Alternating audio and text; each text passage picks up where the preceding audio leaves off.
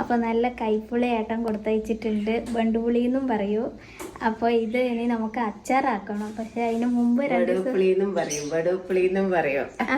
വടുവപ്പുളി. അപ്പോൾ ഇത് അച്ചാറാക്കണം. ചെറിയൊരു കയ്പുണ്ടാവും അച്ചാറ്. അപ്പോൾ ഇത് നമുക്ക് പെട്ടെന്ന് അച്ചാറാക്കുന്നെങ്കിൽ നമുക്ക് ചൂടുവെള്ളത്തിലിട്ട് വേവിച്ചിട്ട് അങ്ങനെ അച്ചാറാക്കാം. അപ്പോൾ ഇത് നമ്മൾ 2-3 ദിവസം ഉപ്പിലിട്ട് വെച്ചിട്ട് പിന്നെ അച്ചാറാക്കുന്നുള്ളൂ. അപ്പോൾ നമുക്ക് ആദ്യം ഉപ്പിലിട്ട് വെക്കാം.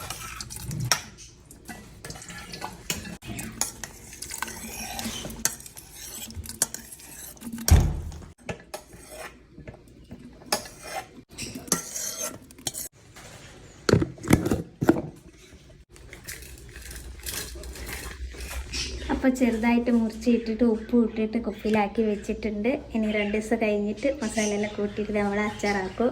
അപ്പോൾ ഇങ്ങനെ അല്ലാണ്ട് വേറെ തരത്തിൽ അങ്ങനെ അച്ചാറാക്കുന്നുണ്ടെങ്കിൽ പറഞ്ഞു തരണേ.